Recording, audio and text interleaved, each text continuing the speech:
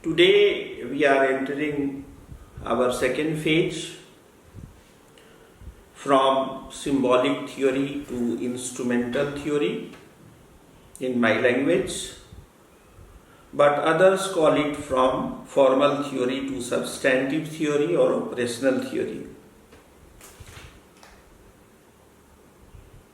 But usually in classical sociology, we do not jump from symbolic theory to instrumental theory or formal theory to substantive theory,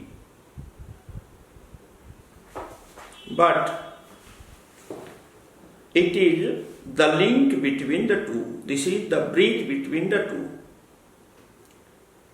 And usually in classical sociology, we deal this grey area within sociology of knowledge.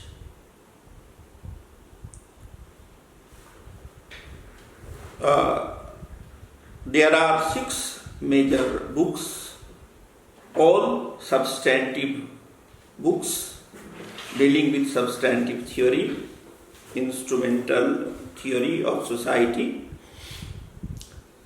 Les Suicide, Professional Groups and Civic Morals, both by Emile Durkheim, Economy and Society, and from Max Weber, particularly his 2 lectures known as Science as Vocation and Politics as Vocation.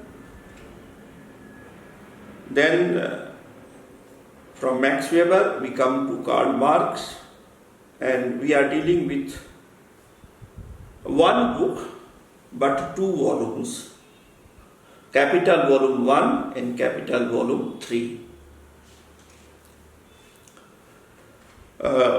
Now first, the sociology of knowledge, or the transition from symbolic theory to instrumental theory. The test case is Emile Durkheim, Les Suicide, and in the background of sociology of knowledge of this book, we are dealing with the 2 world wars and sociologist Stalcourt Parsons' commentary on classical sociology, known as The Structure of Social Action, Volume 1 and Volume 2. As you know, I come prepared with class notes, which I usually read out, so that even if you do not read any other book, although you should read, my lectures are both theoretical and substantive, because I believe only formal theory is theory, substantive theory is operational theory. Okay, now I am giving my introduction to sociology of knowledge of the book Les Suicide.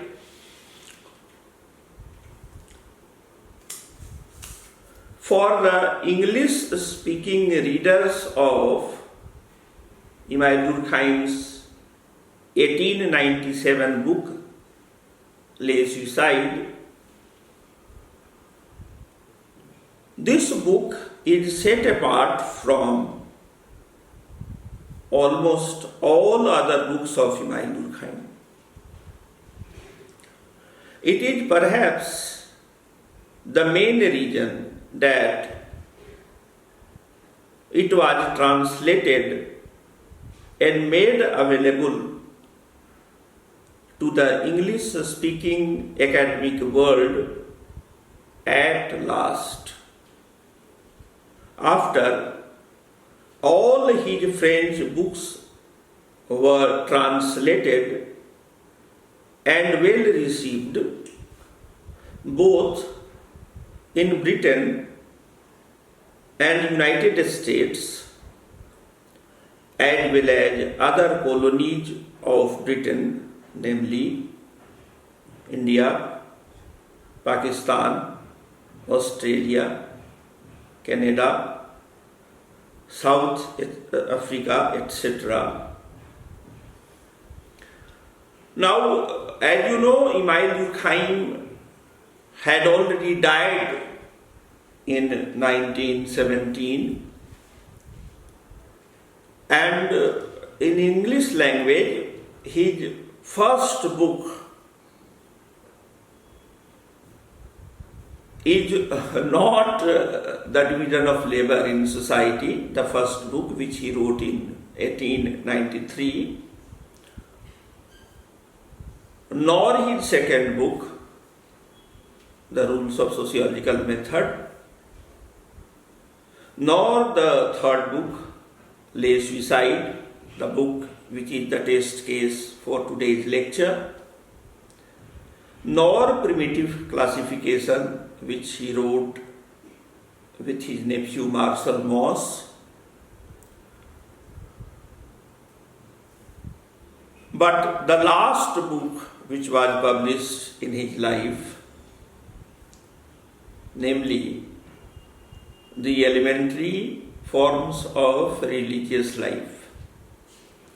Now, the French book was published in 1912, and just 3 years after,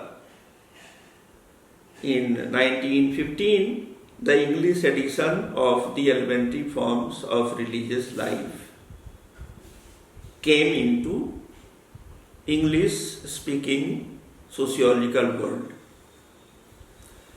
Then his other books were published one by one.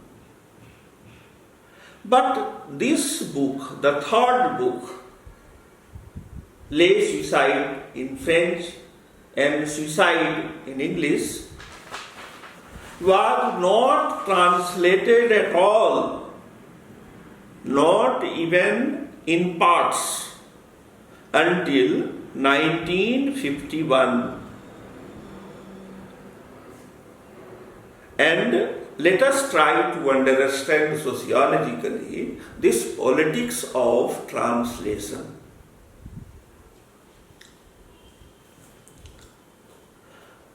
Unlike the other books of Durkheim, Les Suicide in French, Suicide in English,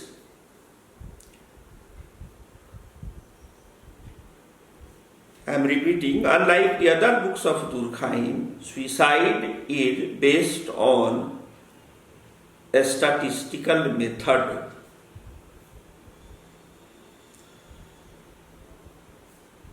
Whereas his other books are either based on secondary sources of ethnographic data, or they were based on comparative method.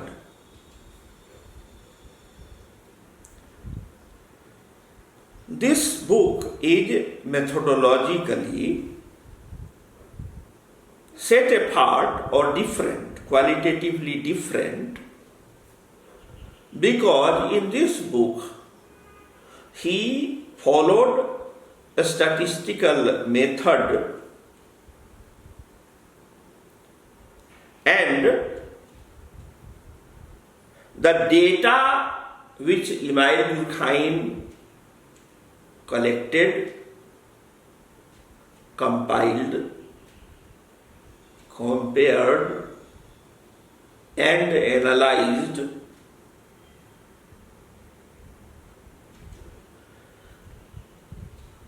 this data which contained in this book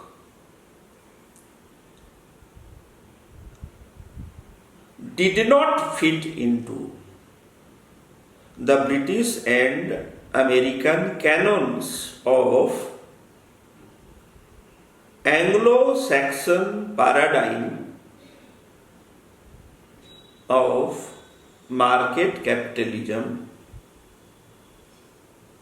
liberal democracy, utilitarian philosophy, and Calvinist as well as Anglican ethics, which had become the new orthodoxy of the Anglo-American establishment, both in the sense of political economy as well as in the sense of academia.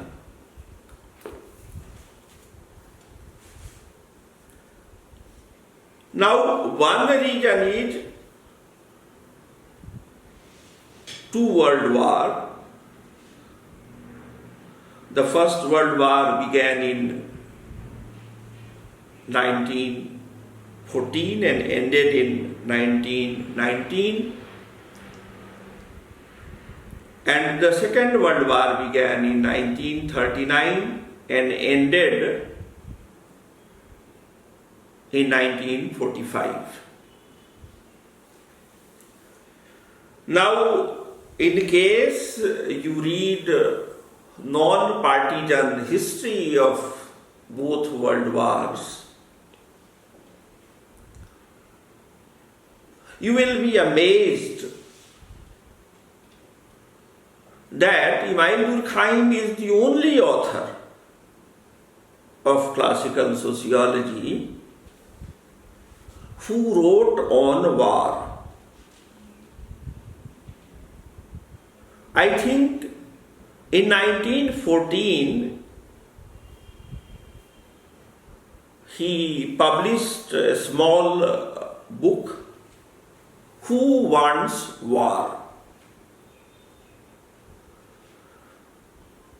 And in this book he has analyzed the situation of the world in 1914 when the war had not begun, but as a far-sighted classical sociologist, Imam Durkheim could sense that some people of Western Europe wanted war. And he had sociologically analyzed this phenomena of war which is about to begin. Now, frankly speaking, this book is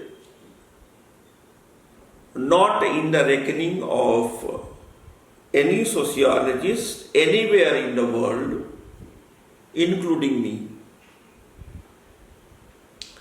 I have seen the book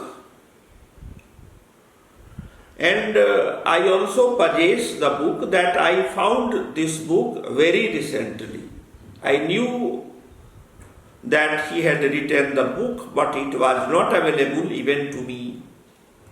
I have recently got this book, but I am sorry, I will not be able to share with you people because by the time I finish the syllabus, your semester will end.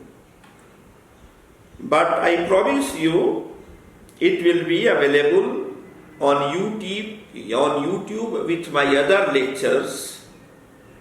And in case you feel like, you can read my lecture on Who Wants War, written by Imam Durkheim. Now let us come to what happened in the two world wars. So far as I know, among the commentators, there is a vague reference in Raymond Aron's writing, but it is not directly discernible in the 2 volumes Main Currents of Sociological Thought. This is available when he is writing about the European philosophy of war. He has got a full book, more fat than this book on war. But he is not dealing with First World War, Second World War, rather he is dealing with philosophy of war in modern West. And as you know, there is a classical book written by a Chinese philosopher. His name is Sun Tzu, Art of War. There is a comparative perspective which you find in Raymond Aron's commentary on philosophy of war. And there is a vague reference to all this in his 2 volumes on Main Currents of Sociological Thought. Nonetheless, I had already outlined it in my introductory lecture how when we were students we used to read Harry Elmer Barnes edited A History of Sociological Thought as the main secondary source. But I told you that when after the Second World War, although America had neither participated in the First World War or the Second World War, but somehow America emerged as the most important economic powerhouse of the non-communist world. And then they started dividing the world into 3 parts. The first world, led by United States of America and NATO countries, which claimed capitalism as the political ideology and liberal democracy as the social structural framework. Then there was the second world, the communist world or the Marxist world or the socialist world, led by USSR and People's Republic of China, but the important countries were Eastern Germany, Eastern European countries, Vietnam, North Korea, Cuba, and then there was a very influential lobby in the freedom movement of India, which was influenced by the revolutionary ideas of Karl Marx. We had the Communist Party of India, founded in 1921. Then we had a socialist bloc in the Indian National Congress, led by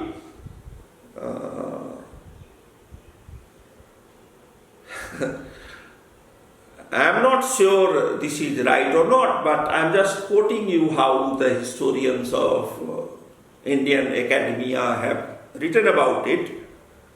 The socialist bloc of the Congress party was led by a person called Jawaharlal Nehru, who always claimed that he is a Gandhian until his death. And the Congress establishment still claims that he was a Gandhian. But there is a very influential world opinion which claims that I am using a term which came by one of you, and it came to me through your teaching assistant, appropriation. Now, Jawaharlal Nehru appropriated Gandhism to further his socialist ideas of Fabian socialism. Now, was Marxist Fabian? Certainly not. Was Karl Marx a Marxist? Certainly not. Then what is Marxism? Marxism is a political economic ideology which was primarily articulated by Karl Marx's friend Friedrich Engels.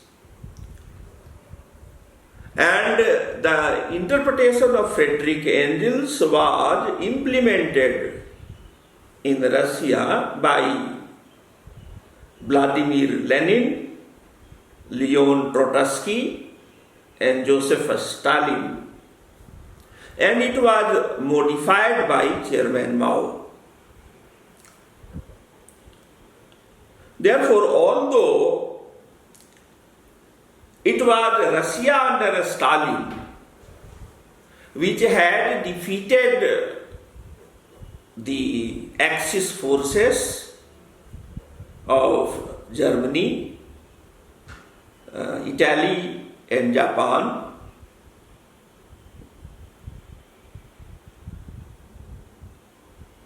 but the most important Machiavellian politician of that era was the then Prime Minister of India during the war, Winston Churchill. Now, there is new history of the Second World War, and it is alarming to know that Hitler made at least 3 serious attempts to close the war. But Winston Churchill and Theodore Roosevelt did not allow him to stop the war, Second World War. This is a very controversial new revelation which is based on classified papers of England, correspondence between different people involved in the theatre of war, Second World War. Now, why Winston Churchill did not wanted the war, and why the American establishment and Winston Churchill wanted the Holocaust? You know Holocaust, when millions of Jews were massacred by Nazi Germany of Hitler. The new revelation is that there was a lobby both in United States of America and United Kingdom which wanted the massacre so that the most enterprising, the most intelligent community of the Jewish diaspora is forced to migrate from Europe to United States. When I read it for the first time, as a Buddhist, I follow the middle path. I was horrified. And even today, I have doubts. But I have no doubt that Emil Durkheim's suicide was not made available into English language because it did not fit with the political ideology of United Kingdom and United States of America. Now, as you know, the state does not intervene in academia directly anywhere in the world, including in India. Therefore, there are agents which are chosen to articulate and elaborate the empire's ideology into academia. During the British rule, it was William Jones and Max Muller who were chosen by the East India Company to canonize Orientalism and Indology in Indian subcontinent as well as in Asia. In the same way, it was Talcott Parsons who was chosen by United Kingdom and United States of America to articulate the new establishment which will emerge after the Second World War. Now, my dear friends, you must remember the publishing date of the structure of social action. In case I remember correctly, I can also check it. I have the syllabus with me. Now,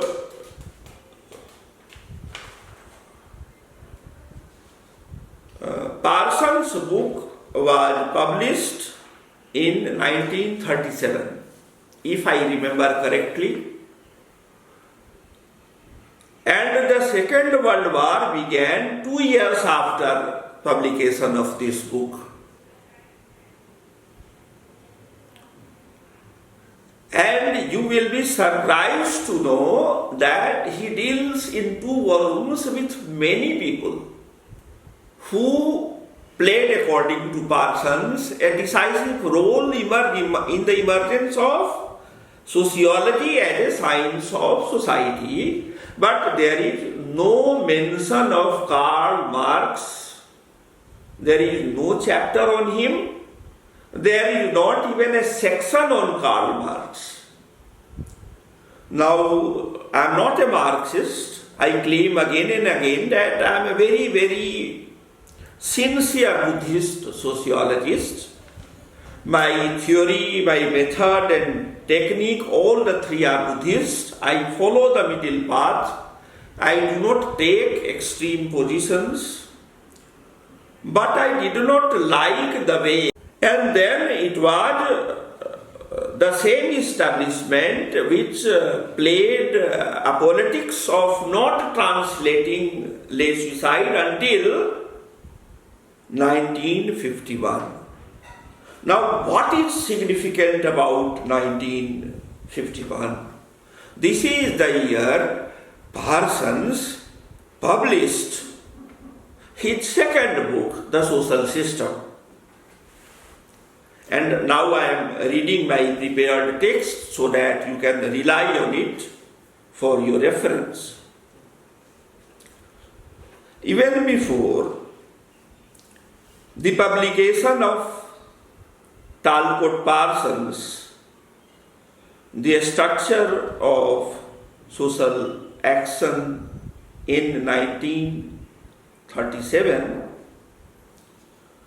the popularity of Durkheim's books in United Kingdom was at a peak by 1920s.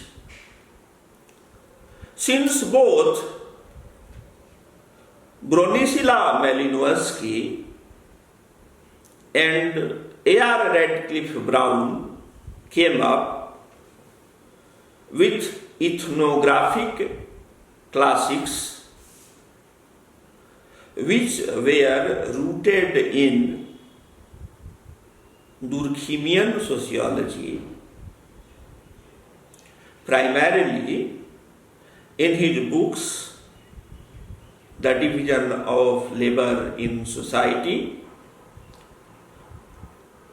The Rules of Sociological Method, and the elementary forms of religious life. To make you aware, Bronislaw Malinowski did 12 years participant observation in Troviander Island of Africa. And the book was published in early 1920. The same year, Andaman Islanders of A.R. Radcliffe Brown was published.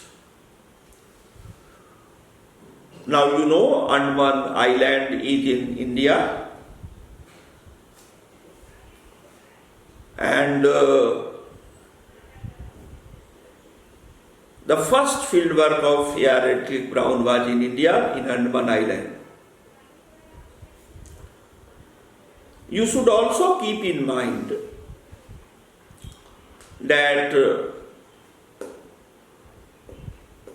before these two people came in with their very influential ethnographic works, the Andaman Islander and the Argonauts of Western Pacific, the first book of Emile Durkheim, which contains his first elaboration of how participant observation can be done, or how he did his participant observation.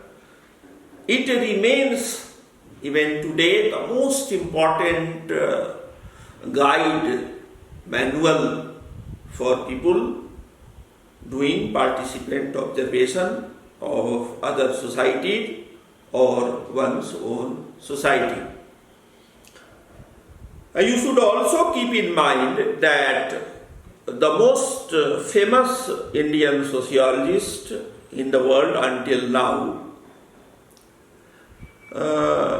is a person who is not very influential today in India, but the world over.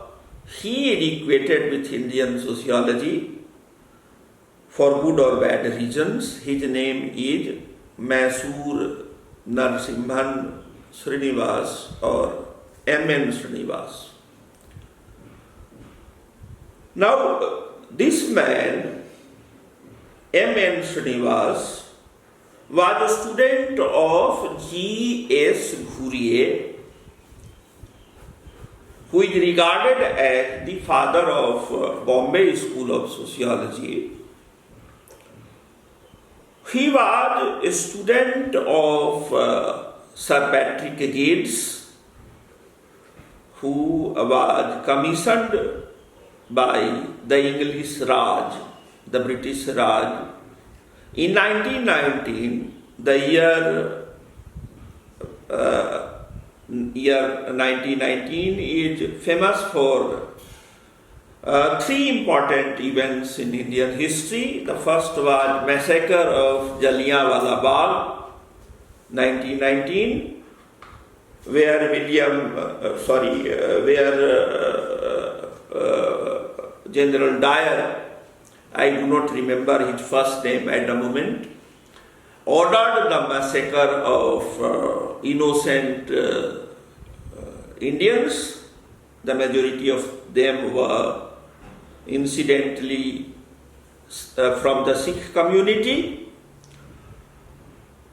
After this massacre, Rabindranath Tagore, who is known as Gurudev in India, returned his knighthood to the British, although he had supported the British Raj against Swadeshi movement of Bengal in 1906.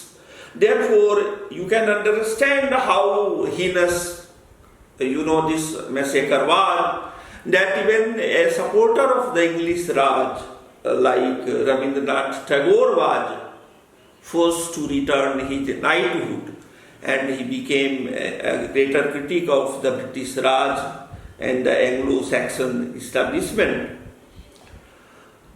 Now, the same year, Mohandas Karamchand Gandhi entered Indian politics, 1919, and very soon, because of strange circumstances and golden opportunities, he came to represent the Indian freedom movement. He was the most towering personality of the freedom movement from 1919 till his death on 30th January 1948. The third important event of 1919 is the year First World War ended in Europe. But I am not including the First World War as a very important event in Indian history, although Indian army, then known as the British Army, consisted of Indians as well, and they had participated in the First World War. But Indian contribution was much more decisive in Second World War than the First World War. Therefore, I include commissioning of,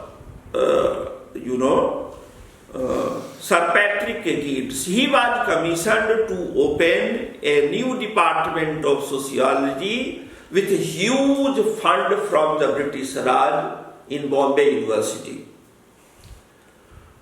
Now, sociology was already a well-established discipline before 1919 in India. It was a very, very serious, object of research and subject of teaching at Kolkata University under the leadership of its Vice Chancellor, Sir Ashutosh Mukherjee. And since 1906, that is Swadeshi movement, there was a group of Indians, primarily Bengalis, but also those from other parts of India who are working in Kolkata University as teachers, researchers and students. The person who is regarded as the founder of Bengal School or Kolkata School of Sociology is B.K. Sarkar, Vinay Kumar Sarkar. And he was ably assisted by a person called B.N. Seal, S-E-A-L. The name of the book of B.K. Sarkar was The Positive Background of Hindu Sociology, and as the name suggests, he was influenced by the father of sociology in France, Auguste Comte. Auguste Comte, the father of Western sociology, wrote his book Positive Philosophy, where he coined the term sociology for the first time in global lexicon of technical terminology. Before positive philosophy of Auguste Comte, there was no term called sociology in the world, although people like Raymond Aron and his followers include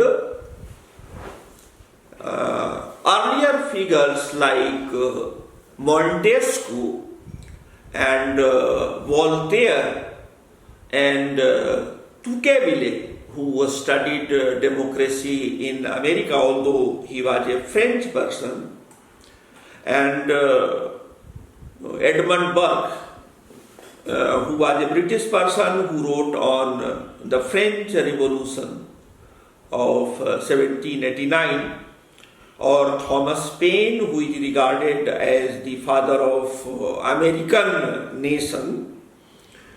Now, what I wanted to stress is that in India, since 1906,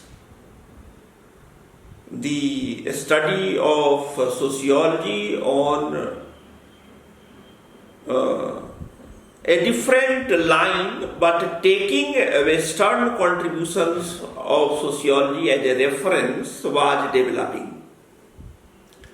Therefore, in the first generation, in 1910 onwards, we have towering people like D.K. Sarkar, Radha Kamal Mukherjee, D.N.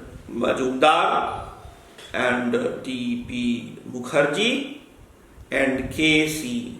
Chattopadhyay, who are associated with Bengali School or Kolkata School of Sociology. The last person was N.K. Bose, Nirmal Kumar Bose, who is not read much these days, but his student Andre Bete has made him a very important name by translating his Bengali book into English with a long introduction. The book is known as The Structure of Hindu Society, written by Nirmal Kumar Bose in Bengali, but translated by his pupil or Shishya or student Andre Bete, whose father was a French gentleman and whose mother was a Bengali Hindu. Andre Bete, schooling was in Patna, and he combines, good things of Nirmal Kumar Bose, who was the personal assistant of Mahatma Gandhi, or a true Gandhian sociologist, as well as his PhD supervisor, M.N. Srinivas. Now, M.N. Srinivas was a student for the first time of sociology in Bombay University under G.S. Ghuriye, and he is the only sociologist in India who had got 2 PhD on the same subject under 2 different supervisors. Now, I will not say this is something which should be ignored, but this is also interesting that he worked under 2 teachers on the same subject. One teacher was G.S. Ghuriye, as I said you. His second PhD is on the same subject, religion and society among the Kurks of South India, that is Karnataka at the moment. And the second supervisor was the same person who wrote Andaman Islanders, namely A.R. Radcliffe Brown. But before he died, Srinivas has given a very important insight to us in an interview which is easily available, and I have referred about this in my Hindi book, Bharatiya Samaj Shastra ke Pramukh Sampradaya. Now, what Srinivas says is that although A.R. Radcliffe Brown was his PhD supervisor, but primarily he worked under his assistant. His name was E. Evans Pritchard. Now, Evans Pritchard is regarded as a disciple of A.R. Radcliffe Brown, but in case you read his works, slowly he was taking a different line than A.R. Radcliffe Brown and his orthodox disciples like Mayor Fortes, A.R. Barnes, and many others.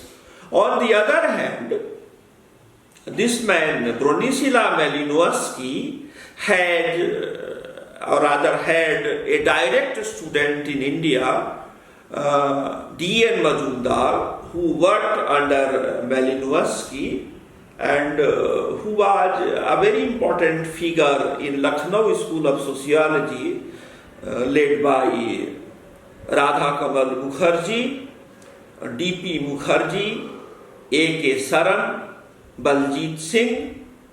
Among these, D.N. Majumdar was odd man out, because all the three major masters, Radha Kamal Mukherjee, D.P. Mukherjee and A.K. Saran, were not influenced at all by any of the European sociologists who are discussed in the commentaries.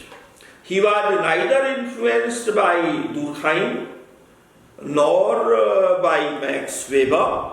Among the three, D.P. Mukherjee was the only person who claimed that he is a Marxiologist. Whenever people called him Marxist, he was furious and in rage he used to abuse people.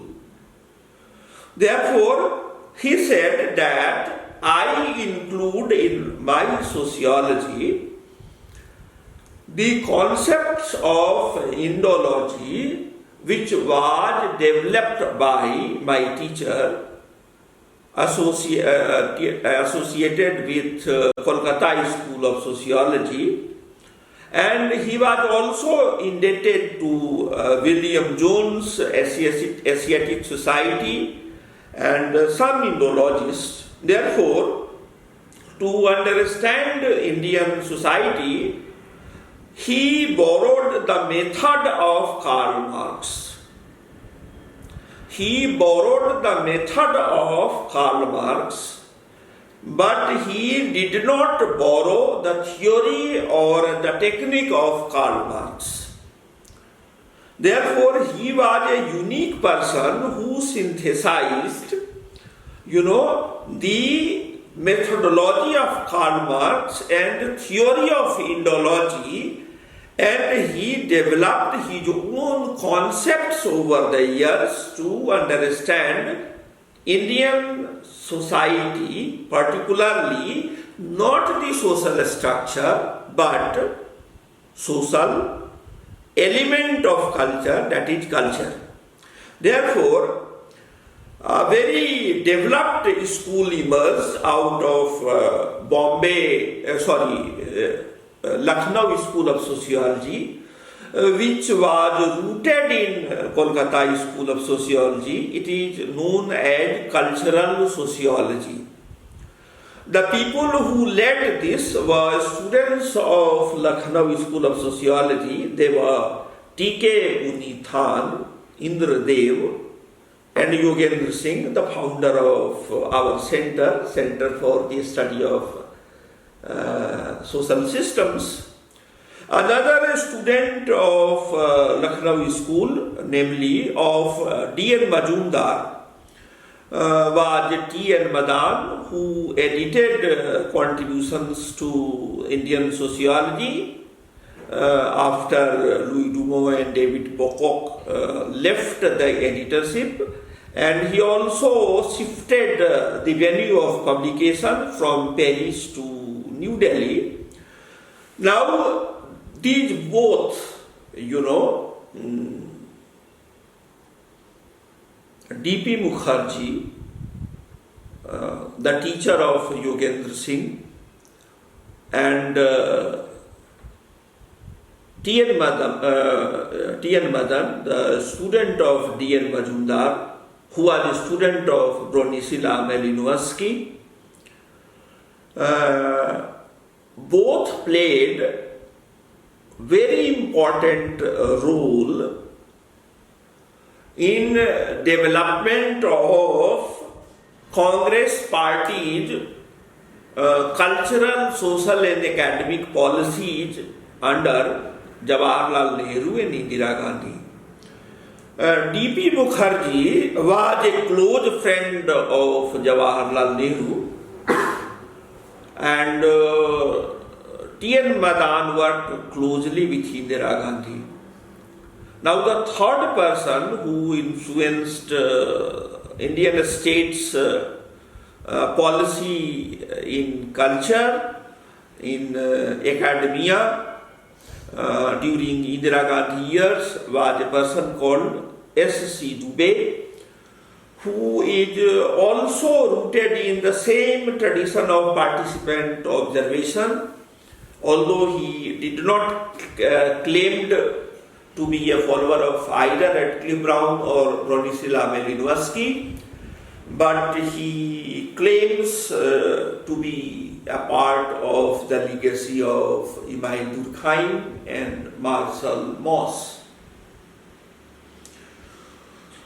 Now I am continuing it.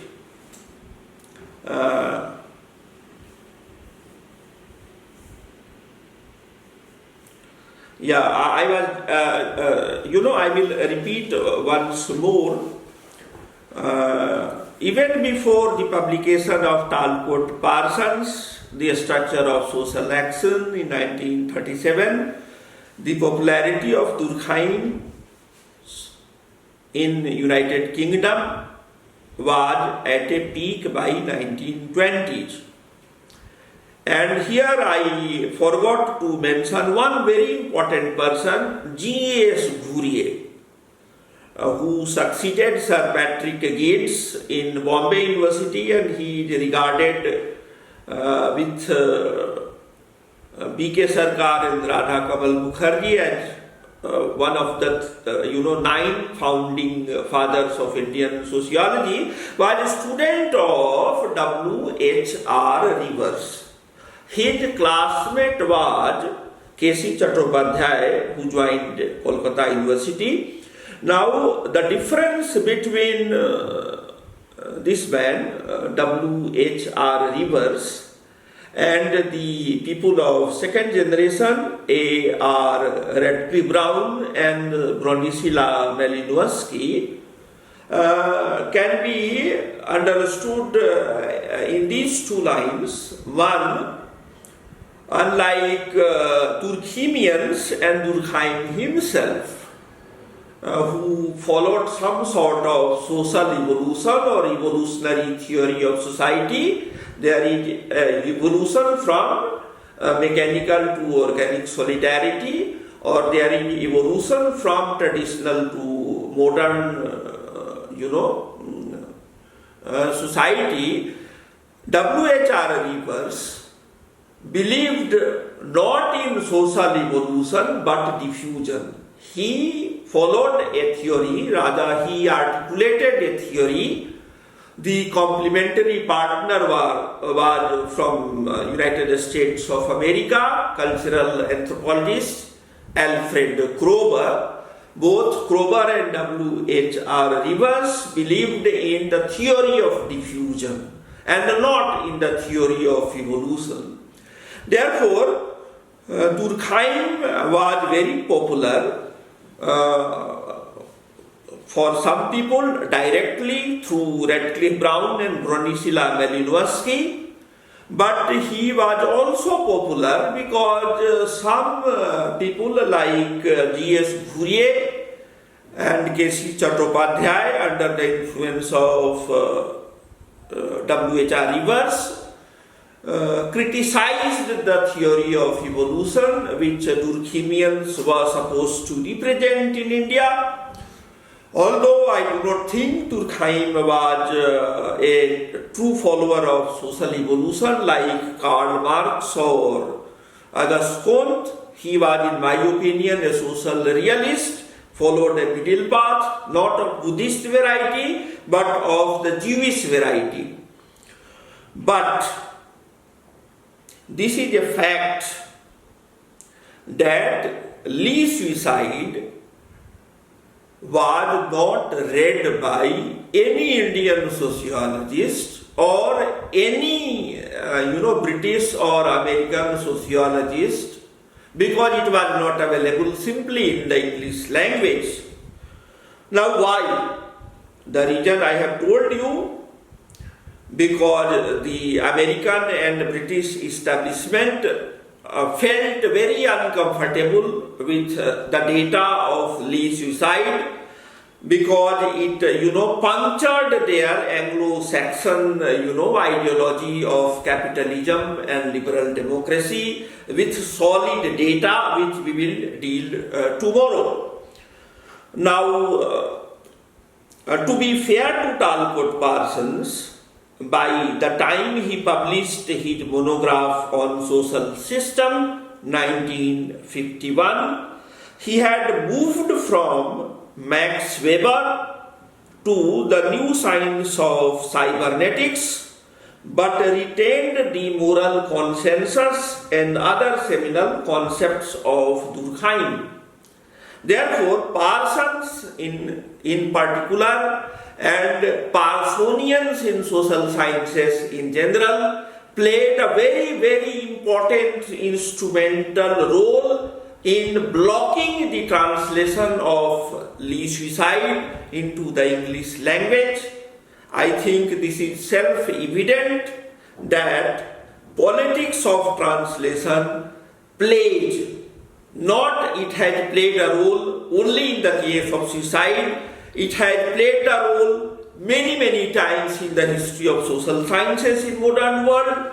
Therefore, we should be aware why a particular text is taught in any country and who benefits out of the teaching and the research of that particular book.